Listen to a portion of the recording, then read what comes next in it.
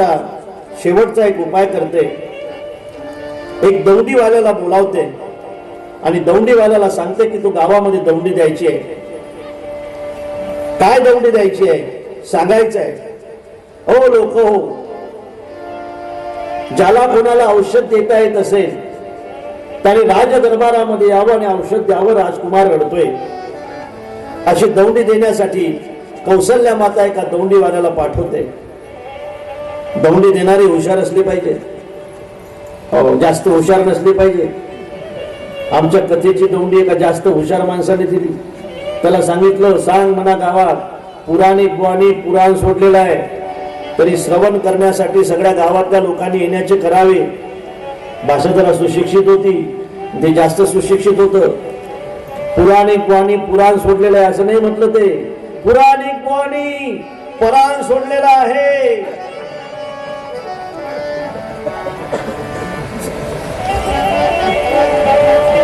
पुराणिक बुवानी पुराण सोडलेलं आहे, तरी शरण करण्यासाठी शरणच म्हणत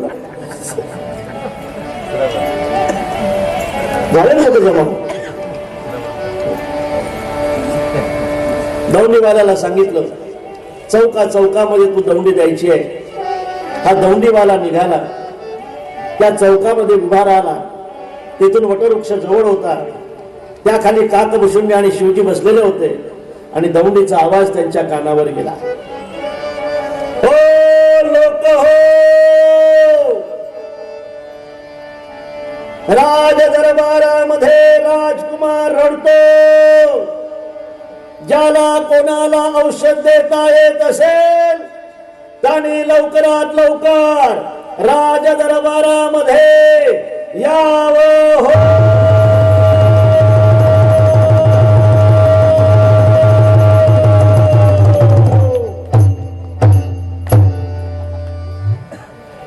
जमली ना, दौंडीवालाच आहे. जायची का कोणाची? हे शब्द ज्या वेळेला शिवजीच्या कानावर पडतायत त्याला शिवजी काकभूषुंडीला म्हणतायत, काकभूषुंडी दौंडी आपल्यासाठी आहे. अरे म्हटले नाही, ते वैद्यासाठी. अरे म्हटले चला आपल्यासाठी दौंडी आहे. दौंडी आपल्यासाठी आहे म्हटल्यानंतर दोघंही निघाले. दोघंही आणखी त्या दरवाजाजवळ पोहोचले. रक्षपाल तेच होते, त्यांनी अडवलं. काय रे, एकदा परत केलं होतं ना, पुन्हा कसा आला? पुन्हा कसा आला?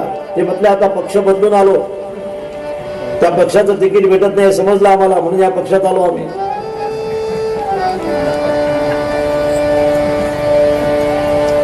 कशासाठी चाललात, कशासाठी आलात?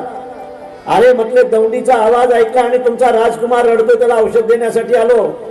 औषध म्हटले, हा हा औषध नाही, जर बरं वाटलं तर मग तिथून पुढे हा औषध देण्यासाठी आलो. कोण आहे डॉक्टर? काकभूषुंडी म्हटले, एखाद्या वेळेला आपला नंबर चुकून जाईल म्हणून मी आहे डॉक्टर, मी वैद्य आहे.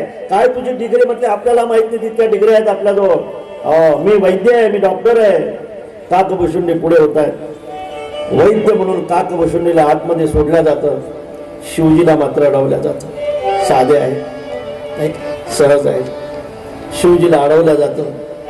काकभूषुंडी असे थोडेसे समोर जात आहेत आणि पाठीमागं पाहतात तर शिवजीला अडवलेलं असतं. काकभूषुंडीची आणि शिवजीची नजरानजर होते. त्यावेळेला शिवजीचे नेत्र पाजरत असतात. पुढे चालत असताना काकभूषुंडी पाठीमागचं पाहतायत. मी खरं सांगू, पुढे चालणाऱ्या माणसाने कधी कधी पाठीमागं पाहणं सुद्धा महत्वाचं असेल. तुम्ही जर सारखं पुढे पाहत राहिलात तर तुमच्या पुढे चालणारी माणसं तुम्हाला दिसतील, तुमचं समाधान बिघडेल.